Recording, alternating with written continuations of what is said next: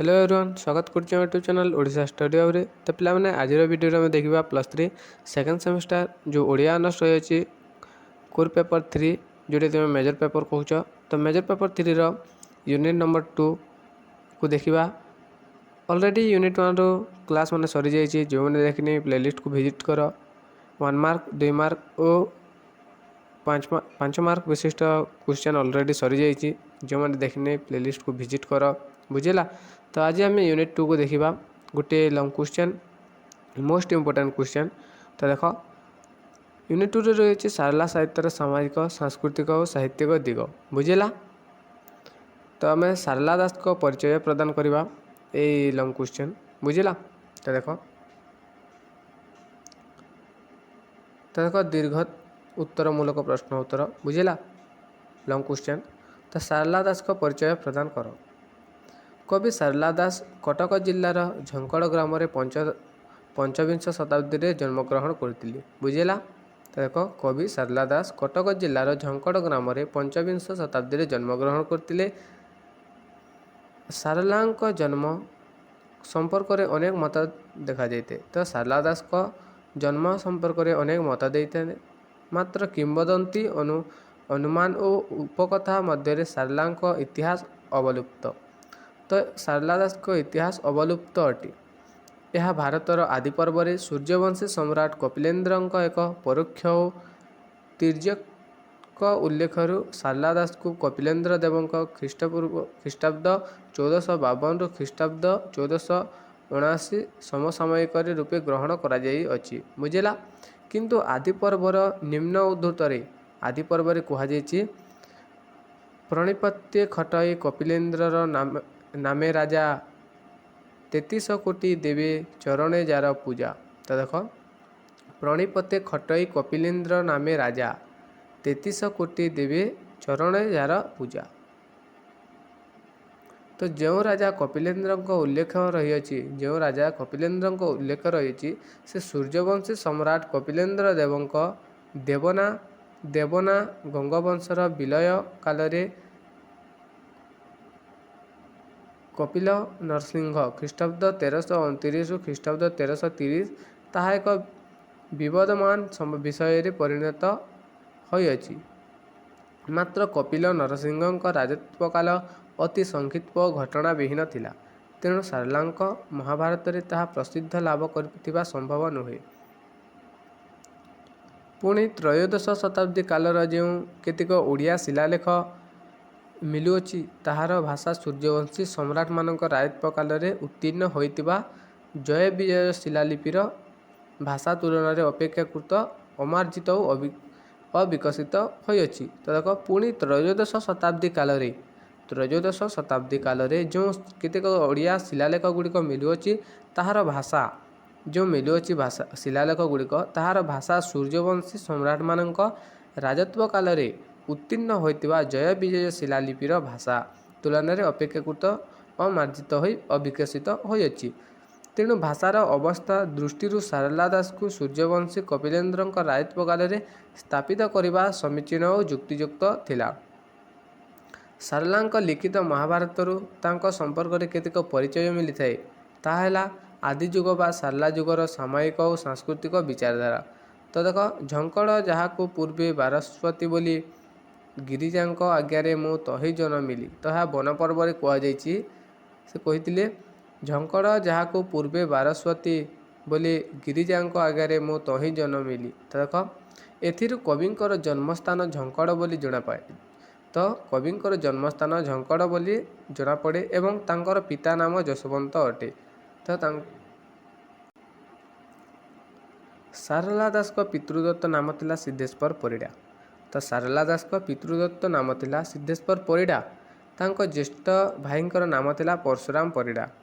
अनेक आलोचक सारला दास को गृहत्यागी हेबा कथा कहूतिबा बेले भारतर विशिष्ट प्रत्नतात्विक और ऐतिहासिक डॉक्टर कृष्णचंद्र पाणिग्राही मतरे सारला दास को विवाह हेबा और पुत्र पौत्री को ने संसार काटिबा संपर्क में मत व्यक्त करथांती। तो देख अनेक आलोचक अनेक भाषाविद माने सारला दास को गृहत्यागी हेबा कथा तांको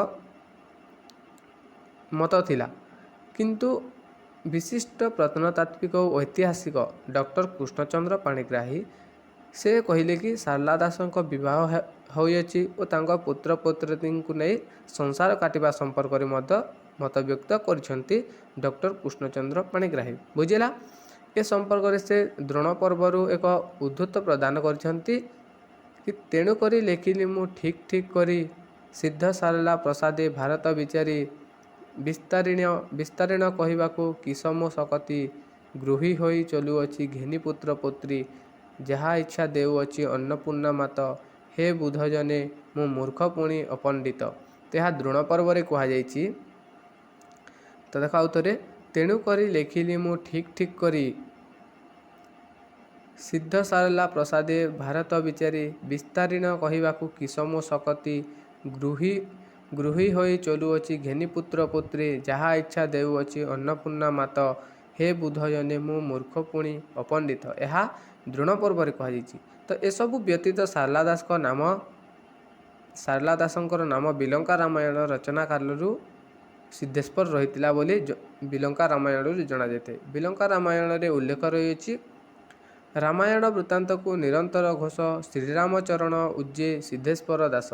ଏହା ବିଲଙ୍କା ରାମାୟଣରେ କୁହାଯାଇଛି। ଓଡ଼ିଆ ସାହିତ୍ୟର ସାମୟିକ ଓ ସାଂସ୍କୃତିକ ଇତିହାସ କବି ଶାରଳା ଦାସ ତାଙ୍କ ମହାଭାରତରେ ସ୍ୱର୍ଗାରୋହଣ ପର୍ବରେ ବୌଦ୍ଧ ଜାତି ସ୍ମର ପରମ୍ପରା ପରି ସ୍ୱଜନ୍ମ ବୃତ୍ତାନ୍ତ ଏକ ବିବରଣୀ ଦେଇଛନ୍ତି। ତ କହିଛନ୍ତି ସେ ଦେଖ ଯେତେବେଳେ ମହାଭାରତର ସ୍ୱର୍ଗାରୋହଣ ପର୍ବରେ ବୌଦ୍ଧ ଜାତି ସ୍ମର ପରମ୍ପରା ପ୍ରତି ସ୍ୱଜନ୍ମ ବୃତ୍ତାନ୍ତର ଏକ ବିବରଣୀ ଦେଇଛନ୍ତି।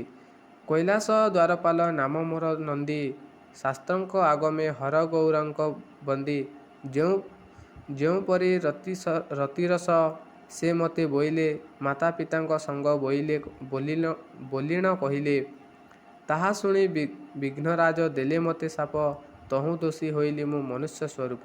ପ୍ରଥମ ଜନ୍ମରେ ମୁଁ ହେଲି କାଳିଦାସ ଦ୍ୱିତୀୟ ଜନ୍ମରେ ମୁଁ ମହାକାଳ ଧ୍ୱଂସ ତୃତୀୟ ଜନ୍ମରେ ମୁଁ ଶାରଳା ଦାସ କବି ଆଉ ଜନ୍ମେ ମୋହି ମର୍ତ୍ତ୍ୟମଣ୍ଡଳେ ଜନ୍ମିବି।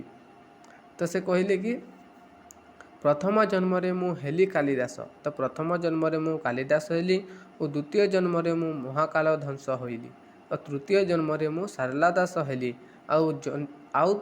ଆଉ ଥରେ ଜନ୍ମ ନେବି ମୁଁ ମର୍ତ୍ତ୍ୟମଣ୍ଡଳେ ଜନ୍ମିବି ବୋଲି ସେ କହିଛନ୍ତି। ତ କନକପୁରଠାରେ ଥିବା ବର୍ତ୍ତମାନର ମନ୍ଦିର ଶାରଳା ମହାଭାରତ ରଚନା କରିଥିବା ମନ୍ଦିର ନୁହେଁ ବୋଲି ଏବଂ ଆଞ୍ଚଳିକ ଜନଶ୍ରୁତି ଶୁଣିବାକୁ ମିଳିଥାଏ। କନକପୁର ନିକଟରେ ଥିବା ବଡ଼ ଶାରଳାଠାରେ ପ୍ରକୃତ ମନ୍ଦିରଟି ପ୍ରତିଷ୍ଠିତ ଥିଲା। ସେହି ଗ୍ରାମରେ ଥିବା ମସଜିଦଟି ଔରଙ୍ଗଜେବଙ୍କ କାଳରେ ନିର୍ମିତ ହୋଇଥିଲା। ତ ଶାରଳାଙ୍କ ମନ୍ଦିରରେ ପ୍ରସ୍ତର ଗୁଡ଼ିକ ଏହି ମସଜିଦରେ ଲାଗିଥିବାର ସ୍ପଷ୍ଟ ଦେଖିବାକୁ ମିଳିଥିଲା ଲକ୍ଷ୍ୟ କରାଯାଇଥାଏ। ଶାରଳା ଦାସକୁ ଶୂଦ୍ରମୁନି ଭାବରେ ମଧ୍ୟ ଅଭିହିତ କରାଯାଇଥାଏ। ତ ମନେ ରଖ ପିଲାମାନେ 1 ମାର୍କ କ୍ୱେଶ୍ଚନ୍ ଶୂଦ୍ରମୁନି କାହାକୁ କୁହାଯାଏ ନା ଶାରଳା ଦାସକୁ ଶୂଦ୍ରମୁନି ମଧ୍ୟ କୁହାଯାଇଥାଏ। କାରଣ ଶକ୍ତି ରୂପିଣୀ ଦେବୀ ପ୍ରଥମେ ଅବ୍ରାହ୍ମଣ ସମ୍ପ୍ରଦାୟ ଦ୍ୱାରା ପୂଜିତ ହେଉଥିଲେ। ପରବର୍ତ୍ତୀ କାଳରେ ହିନ୍ଦୁତନ୍ତ୍ର ଏହି ଦେବୀମାନଙ୍କୁ ହିନ୍ଦୁ ବୈଦିକ ଅର୍ଥରେ ଦେବତା ଗୋଷ୍ଠୀର ସହିତ ସଂଯୋଜିତ କରିବା ପରେ ସେମାନେ ବ୍ରାହ୍ମଣମାନଙ୍କ ଦ୍ୱାରା ଆରାଧିତ ହୋଇଥିଲେ। ଅବ୍ରାହ୍ମଣ ତଥା କଥିତ ନୀଚ ଜାତିର ଶୂଦ୍ରମାନେ ହିଁ ଦେବୀଙ୍କର ଆଦି ପୂଜକ ଥିଲେ। ତେଣୁକରି ଶୂଦ୍ରମୁନି ଭାବେ ପରିଚିତ ଥିଲେ। ଶୂଦ୍ର ସମାଜରେ ଏକ ଦେବପୂଜକ ଗୋଷ୍ଠୀ ମୁନି ନାମରେ ପରିଚିତ ଥିଲେ। ସିଦ୍ଧେଶ୍ୱର ଶାରଳା ଦେବୀଙ୍କ ପୂଜକ ଥିବାରୁ ଶୂଦ୍ରମୁନି ନାମରେ ଆଖ୍ୟା ପାଇଥିଲେ। ବୁଝିଲା। ତ ମା ଶାରଳା ଦେବୀଙ୍କ ପୂଜକ ଥିବାରୁ ଶାରଳା ଦାସଙ୍କ ନାମ ଶୂଦ୍ରମୁନି ଭାବରେ ଅଭିହିତ କରାଯାଇଛି। ସ୍ୱଭାବତଃ କବି ଶାରଳା ଦାସ ଅତ୍ୟନ୍ତ ବିଜୟୀ ଓ ଆଧ୍ୟାତ୍ମିକତାବାଦୀ ଥିଲେ। ତାଙ୍କ କାବ୍ୟର ପ୍ରତି ଛତ୍ରେ ସେ ତେଣୁ ନିଜକୁ ମୂର୍ଖ ଅପଣ୍ଡିତ ଶିଶୁବୁଦ୍ଧି ଓ କୁସ୍ଥାନବାସୀ ଅଟନ୍ତି ବୋଲି ନିଜକୁ ସାବ୍ୟସ୍ତ କରିଛନ୍ତି। କବି ଶାରଳା ଦାସ ତାଙ୍କର ଚଣ୍ଡୀ ପୁରାଣରେ ସେ ଏହି କଥା ପ୍ରକାଶ କରିଛନ୍ତି। ତ ଦେଖ କବି ଶାରଳା ଦାସ ଅତ୍ୟନ୍ତ ବିଜୟୀ ଓ ଆଧ୍ୟାତ୍ମିକବାଦୀ ଥିଲେ ମଧ୍ୟ ସେ ସବୁବେଳେ ନିଜକୁ ମୂର୍ଖ ଅପଣ୍ଡିତ ଶିଶୁବୁଦ୍ଧି ଓ କୁସ୍ଥାନବାସୀ ବୋଲି ନିଜକୁ ଅଭିହିତ କରିଛନ୍ତି ଓ ପରିଚୟ ମଧ୍ୟ ସେପରି ଦେଇଛନ୍ତି।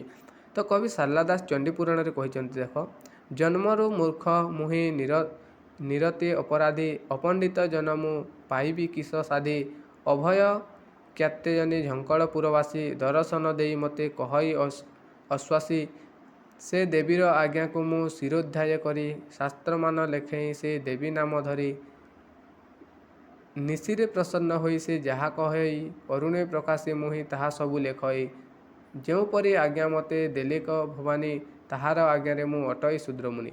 ତ ସେ କହିଲେ ଦେଖ ଜନ୍ମରୁ ମୁଁ ମୂର୍ଖ ମୁହିଁ ନିରତେ ଅପରାଧୀ ଅଟି। ତ ଅପଣ୍ଡିତ ଜନ ମୁଁ ପାରିବି କି ସାଧି। ତ ଅପଣ୍ଡିତ ମୁଁ ମୂର୍ଖ ମୁଁ ତ ପାରିବି କି ସାଧି। ଅଭୟ କାତ୍ୟାୟନୀ ଝଙ୍କଡ଼ପୁରବାସୀ ତ ମୁଁ ଝଙ୍କଡ଼ପୁରବାସୀର କାତ୍ୟାୟନୀ ଦର୍ଶନ ଦେଇ ମୋତେ କହଇ ଅଶ୍ୱାସୀ ସେ ଦେବୀର ଆଜ୍ଞାକୁ ମୁଁ ଶିରୋଧାର୍ଯ୍ୟ କରି ତ ଦେବୀଙ୍କର ଆଜ୍ଞାକୁ ସେ ପାଳନ କରି ଶାସ୍ତ୍ରମାନ୍ୟ ଲେଖଇ ସେ ଦେବୀ ନାମ ଧରି। ତ ଦେବୀଙ୍କର ଯେଉଁ ଆଜ୍ଞାକୁ ପାଳନ କରି ଶାସ୍ତ୍ରମାନେ ଲେଖନ୍ତି ଦେବୀଙ୍କର ନାମ ଧରି। ବୁଝିଲା। ନିଶିରେ ପ୍ରସନ୍ନ ହୋଇ ଅର୍ଥାତ୍ ରାତିରେ ପ୍ରସନ୍ନ ହୋଇ ଯାହା ଦେବୀ କହଇ ଅରୁଣ ପ୍ରକାଶେ ତାହାକୁ ଅରୁଣ ପ୍ରକାଶେ କବି ସବୁ ଲେଖଇ। ବୁଝିଲା। ଯେଉଁପରି ଆଜ୍ଞା ମୋତେ ଦେଲେ ଭବାନୀ ଅର୍ଥାତ୍ ମା।